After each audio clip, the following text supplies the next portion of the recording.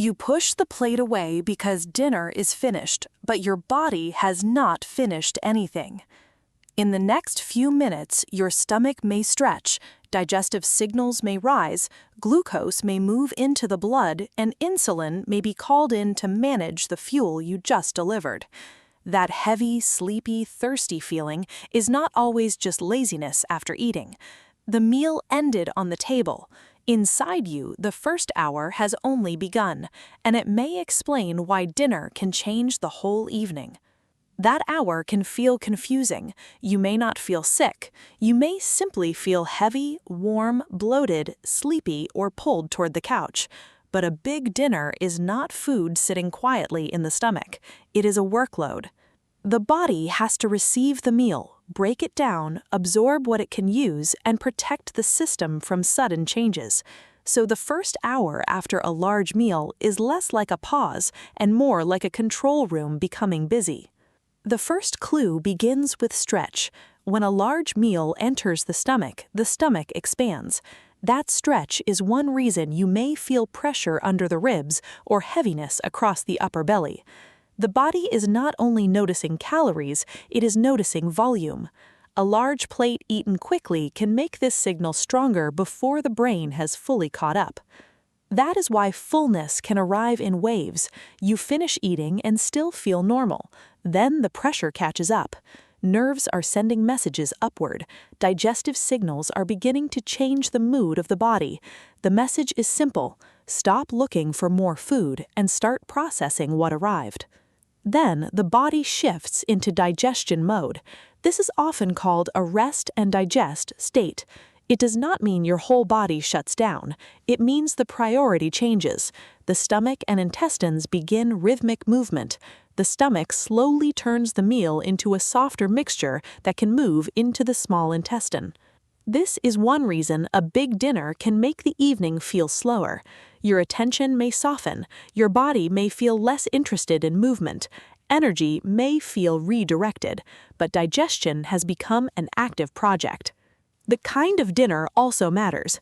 A meal that is large, rich, salty, fatty, or high in refined carbohydrates can feel different from a lighter, balanced meal.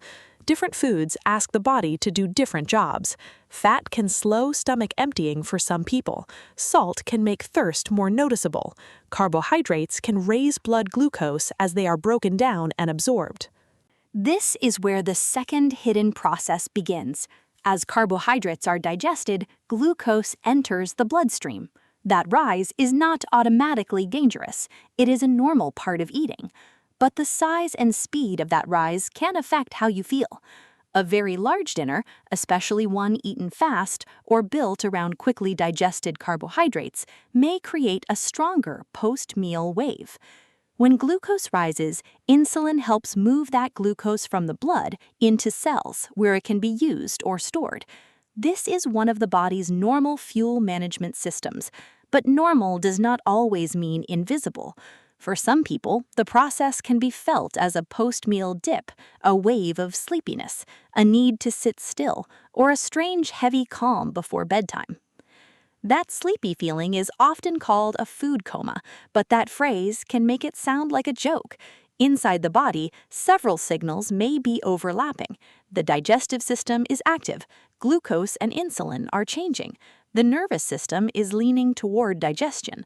A large meal can increase sleepiness for some people, especially when the meal is heavy and the evening is already close to the body's natural wind-down time.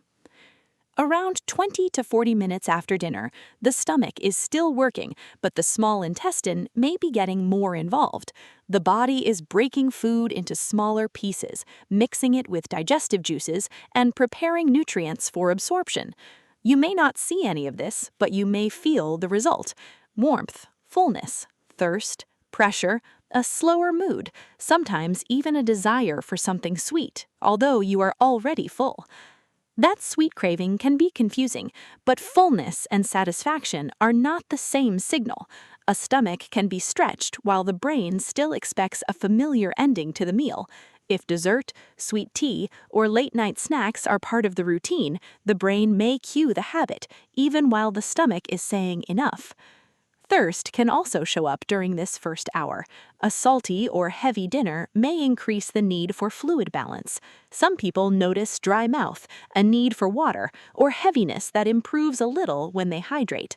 This does not mean every dry mouth after dinner is a warning sign, but repeated thirst after large evening meals can be a useful body clue, especially with sleepiness, nighttime bathroom trips, or unusual fatigue. Bloating is another clue, but it is easy to misread. Some bloating after a large meal can come from volume, swallowed air, gas, slower stomach emptying, or certain foods fermenting later in the gut. The better question is whether the pattern repeats. Does it happen more when you eat fast, more with late meals, more with very large portions, more when dinner is heavy in fat, salt, or refined carbs? This is where observation becomes more useful than panic.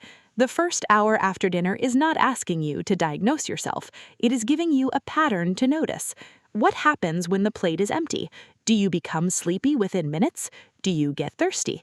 Do cravings appear even after fullness? Does sitting still make it worse? Does a gentle walk feel different from collapsing on the couch? A simple timeline makes it clearer. First, the stomach stretches and sends fullness signals. Then, the nervous system shifts toward digestion. Then, food moves gradually toward the small intestine. Then, glucose may rise, insulin may respond, and energy may feel different. Then, thirst, sleepiness, bloating, or heaviness may appear. These are often different clues from the same post-dinner chain reaction. The mistake is thinking dinner only affects the stomach. A big meal can also affect the rest of the evening. If the body is still working hard when you lie down, some people may notice reflux-like discomfort, restless sleep, thirst, or waking up less refreshed.